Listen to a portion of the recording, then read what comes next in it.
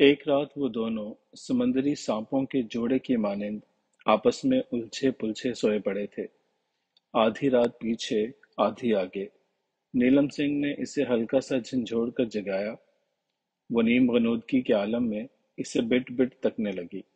नीलम सिंह की आंखों में एक अजीब सी चौंधा चौंधी थी जो इससे पहले कभी दिखाई न दी थी। अजीब लगावट भरी नजरों से देख रहा था। गालों पर हया का गुलाल, नीम व गीले गीले होंठों पे एक नामालूम सी थरथराहट जो किसी को चूम लेने की ख्वाहिश पे दर आती है। इसके सांप के मानिंद रेंगते हुए हाथ इसके जिस्म के ऐसे हिस्सों पे सरसराने लगे जिधर इससे पेशतर इनकी रसाई मुमकिन न हुई थी। वो अभी सही से इस सूरत हाल को समझ न पाई थी कि वो सरगोशी के अंदाज में इसके कान की लो को चूमते हुए कहने लगा, सुहानी, आज रात कुछ न कुछ जरूर होने वाला है। क्या होने वाला है? सुंबल ने पूरी आंखें वाह करते हुए पूछा। कुछ न कुछ जो इससे पहले नहीं हुआ।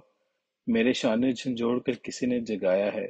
सरगोशी में कहा, उठो, तुम्हें एक बड़े ढोल वाले ने धमाल के लिए बुलाया है। सुहानी, वो मेरे लिए घुंघरू, सूहा जोड़ा, सुरमा, इतर और मेरी जुल्फों के लिए चंबेली का तेल भी लाया है। सुंबल ने इश्तियाक भरी नजरों से इधर उधर देखते हुए पूछा, कहाँ है ये सब कुछ? उस अजनबी बूढ़े ने ये सारा सामान हमारी मसहरी के नीचे रखते हुए कहा था, नहा धोकर तैयार हो लेना। मैं सुबह सवेरे पू फूटते ही आऊंगा और तुम्हें साथ ले जाऊंगा। सुंबल ये कथा सुनकर सुन सी हो गई। चंद लम्हे अजीब सी नजरों से उसे घूरती रही। देख रही थी उसका माथा तरेली से भीगा हुआ था। आंखों में अजनबी से साए लहरा रहे और चेहरे के खदोखाल आपस में गुडमुड हो रहे थे। ये सब कुछ देखते हुए वो अंदर से दहल सी गई। खुद को संभालने और सूरत-हाल का सही इदराक हासिल करने की खातिर उसने उठना चाहा। उसे अपने खुश्क हलक को तर करने के लिए पानी की जरूरत भी महसूस हो रही थी, मगर नीलम सिंह ने उसे अपनी गिरफ्त से निकलने न दिया। सुहानी, मेरे पास बहुत थोड़ा वक्त है। मुझे एक लम्हे के लिए भी तन्हा मत छोड़ना। मुझे अपने अंदर जज्ब कर लो। वो बूढ़ा मुझे अपने साथ ले जाने के लिए आया है और लेकर ही जाएगा, मगर मैं अकेला कहीं नहीं जाना चाहता। तुम्हारे बगैर मैं अधूरा हूँ। ये कहते हुए उसने इसकी खुली जुल्फों में अपना चेहरा छुपा लिया। फिर वहीं से मजीद गोया हुआ, सुहानी, मेरे अंदर कोई तोता बोल रहा है कि मैं पिंजरा खाली करने वाला हूँ, और ये भी कि मैं अकेला ही उड़ जाऊंगा। इस उड़ान में तुम मेरा साथ नहीं दे सकोगी। यही समय का अमर दिखाई देता है। सुहानी ने कुछ बोलना चाहा तो उसने इसके लबों पे हाथ रख दिया, ठंडा हाथ जिसमें हल्का सा इर्तिआज था। ऐसा हाथ जो दूसरे हाथ से छूटने वाला हो। उसने सरगोशी के अंदाज में कहा, तुम सिर्फ सुनो, कुछ कहो मत। वक्त बहुत कम है। सुहानी, आज की रात तुम्हारी सुहाग रात है। फर्क सिर्फ इतना कि ये रात इब्तिदा में नहीं, इंतहा पे आई है। और क्या खूब आई है। हाँ, मेरे बाद अगर महसूस करो कि तुम माँ बनने वाली हो तो शुरू दिनों में ही अपनी कोख में राख रख लेना। रब वारिस हो तो फिर किसी वारिस की जरूरत नहीं होती। थोड़ी देर खामोश रहने के बाद मजीद कहने लगा, अगर तुम किसी भी वजह से ऐसा ना कर सको तो फिर रब पे छोड़ देना। मेरी अलमारी में तमाम ज़रूरी तमस्सकात और दीगर सरकारी कागजात पड़े हैं। दूसरी बीवी की हैसियत से तुम मेरी निस्फ जायदाद की मालिक हो, और हाँ, तुम जब चाहो अपना घर भी बसा सकती हो। मुझे बाबा मखदूम शाह के कब्रिस्तान में दफन करना और हर जुमेरात ढोल धमाल का एहतमाम करना मत भूलना। मेरी कब्र के इर्द गिर्द फूल फुलियारी का खास एहतमाम करना। वो खासी देर आंखें फाड़े इसकी जी दहला देने वाली बातें सुनती रही। कुछ कहना चाहती तो वो सिर्फ सुनने पे इसरार करता। सोच रही थी यकीनन इसने कोई भयानक सपना देखा है जिसका रद्द अमल इसकी यूं मायूसी और यासियत में डूबी हुई बातें हैं। यहीं इसे ये भी एहसास हुआ, कम से कम नीलम सिंह इसकी तरह सोती जागती आंखों से सपने देखने वाला बेवकूफ नहीं। सराबों, ख्वाबों یا عذابوں سے بہلنے ڈرنے والا بھی نہیں۔ وہ تو ضرورت سے بہت زیادہ حقیقت پسند اور حق امر کی کاٹ دار تلوار پہ پاؤں بل نہیں سر کے بل چلنے والا درویش ہے۔ جنون عام کا دیوانہ نہیں، جلال و جذب کا فرزانہ ہے۔ ایسا حق ہو فنا فی اللہ جو بھولے سے یا مذاق میں بھی کوئی بات یا حرکت ایسے نہیں کر سکتا جو عدم ذمہ داری یا غیر سنجیدگی کے زمرے میں آتی ہو۔ اس دوران پتہ نہیں وہ کیا کچھ کہتا رہا۔ اب وہ بری طرح ہانپنے لگا تھا، جیسے اسے کسی بری طرح کی عجلت کا سامنا ہو۔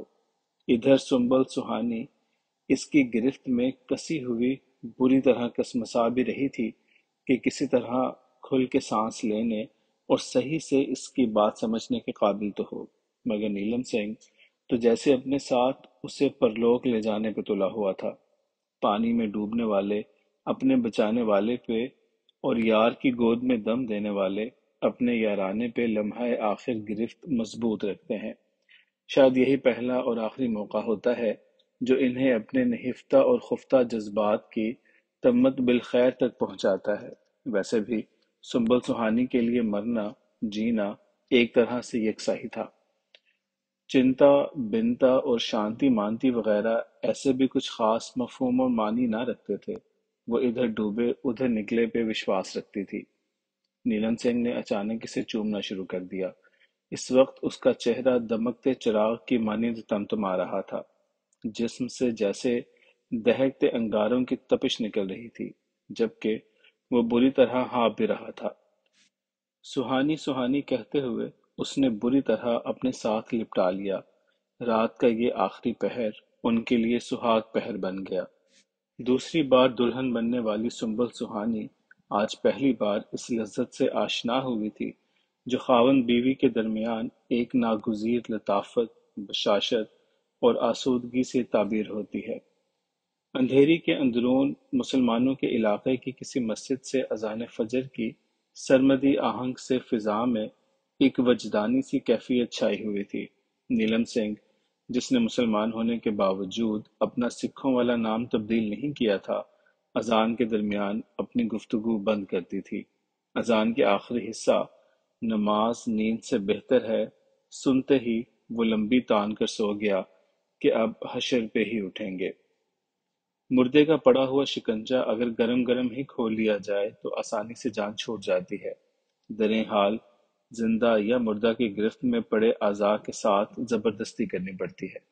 نتیجے میں سارا عذاب بیچارے زندہ کو ہی سہنا پڑتا ہے۔ لہٰذا عقل مند عاشق یا معشوق جنہیں ایک دوجے کی گودی یا پیروں میں جان دینے کا بڑا ارمان ہوتا ہے، وہ دوسرے کا گھنگرو بجتے ہی سب سے پہلے اس سے اپنا پنڈا چھڑاتے ہیں۔ پپوٹے بند، بازو ٹانگیں سیدھی کر کے پھر دہاڑ لگاتے ہیں۔ سنبل سہانی نے بھی دہاڑ ڈنڈ رولے کے علاوہ سب کچھ ایسے ہی کیا۔ اس نے چادر پھیلا کر وہ چپ چاپ سی اٹھی، صورتحال کا ادراک کیا، مسہری کے نیچے جھانکا، عجیب سے کپڑے کا ایک گٹھر پڑا ہوا تھا، باہر کھینچا، کھولا، دیکھا تو وہی کچھ سامان جو نیلم سنگھ نے بتایا تھا، گھنگرو، سوہا جوڑا، سرما، عطر اور تیل۔ نہانے دھونے چائے چسکنے کے بعد اس نے ماہیم شریف اپنی خالہ اور خلیریوں کو اطلاع دی۔ اسی دن مغرب کی نماز کے بعد اسلامی طور طریقے کے مطابق غسلاً کفنا کر بابا مخدوم شاہ کے قبرستان میں دفنا دیا گیا۔ قبر کے لیے ایک قیمتی ٹکڑا زمین خاصی قیمت کے عوض حاصل کر لیا گیا تھا، جس میں مزید ایک دو قبروں کی گنجائش کے علاوہ احاطہ اور ارد گرد پھول پھلواری، پودے، گھاس، پانی اور بجلی کی بھی مناسب انتظام موجود تھا۔ فوتگی، غمی، سوگ کے مواقع پہ اکثر مذہبی یا رسمی اجتماعات ہوتے ہیں، مگر یہاں ان کا کوئی تصور نہ تھا۔ یہاں تک کہ اس نے اپنے میکہ کے علاوہ مرنے والے شوہر کے والدین اور بیوی تک کو بھی اطلاع دینا مناسب نہ سمجھا۔ ان کم نصیبوں کو کسی اور ذرائع سے اس کے مرنے کی خبر ملی اور اس کے مسلمان ہونے کا علم بھی کفن دفن کے سمے ہوا تھا۔ نیلم سنگھ کے گھر والوں نے بھی بغیر کوئی فضیحتہ کھڑا کیے عین وصیت اور کاغذات کے مطابق سنبل سہانی کو اس کی جائز دوسری بیوی تسلیم کرتے ہوئے اس کا حق دے دیا۔ گھر کا مرغا ہی اگر مرلی دھر ہو تو پڑوسن کے مرغی مالتی کا کیا دوش؟ نیلم سنگھ نے اس کے لیے اتنا چھوڑا تھا کہ یہ باقی تمام زندگی کے لیے کسی کے محتاج نہ رہی تھی۔ اس کے رہنے کے لیے پرآسائش فلیٹ بینک بیلنس، جبکہ مستقل آمدنی کا ذریعہ وہ ماڈرن، خوبصورت اور مہنگا ترین جم کلب تھا جس کی ممبرشپ صرف مخصوص طبقہ کے لیے تھی۔ دیکھتے ہی دیکھتے وقت کا کچھوا کچھ آگے نکل گیا۔ اچھے برے وقت کی وہ قائل ہی نہیں تھی۔ ہر حال میں مطمئن اور بے نیاز و بے پرواہ رہنا ہی اس کی زندگی تھا۔ وہ صرف لمحہ موجود پہ یقین رکھتی تھی۔ ایسے ہی ایک لمحہ حاضر میں اسے احساس ہوا کہ وہ ماں بننے والی ہے۔ یہ جان کر بھی وہ پروائی کی مانند سبک اور پرسکون ہی ٹھہری۔ حیرت، سرخوشی، نہ کسی تردد و تذبذب کا اظہار۔ آگے کچھ دن سرکنے پہ اس نے ایک ادھیڑ عمر اینگلو انڈین ہاؤس کیپر رکھ لی۔ اس دوران نیلم سنگھ کی قبر پہ مزار کی تعمیر کا کام بھی دن رات جاری تھا۔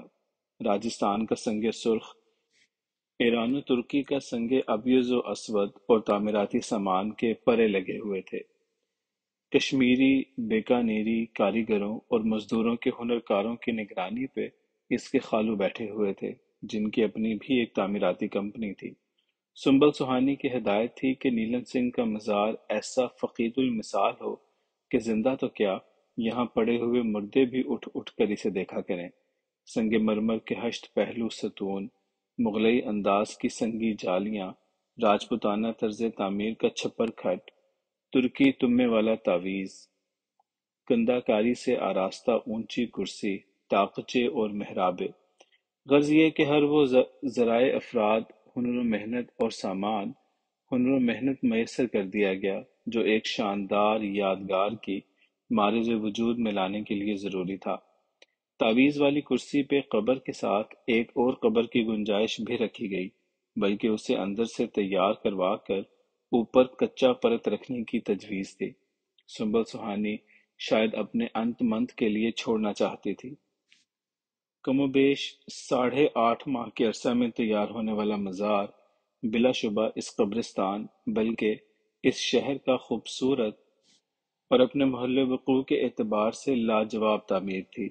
اس اعزاز تک رسائی کے لیے جہاں زر و وسائل کی فراوانی کا عمل دخل تھا، وہیں سنبل سوہانی کی نیلم سنگھ سے بے پناہ محبت اور عقیدت کا اظہار بھی شامل تھا۔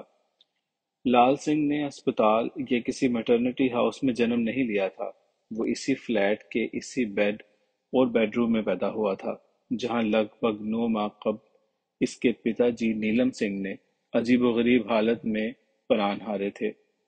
زچگی کے دوران اس کی خالہ خلیریوں اور خاندانی دایا نے مدد دی تھی۔ شکل و شباہت کے لحاظ سے نومولود اپنے پتا پہ تو تھا ہی، لیکن اس کے رنگ دھنگ بھی اس جیسے ہی تھے۔ رو مچل رہا ہوتا تو لوری سنگیت سنتے ہی دھیرج پکڑ لیتا۔ گھنگرو، ڈھول، تھاپ کی آوازیں تو جیسے اس کے اندر مد و جزر اجالنے لگتی۔ نہایت نحیف و نژاد، سرخ و سپید اور کنچنے نینوں والا ملکوتی سا بچہ تھا۔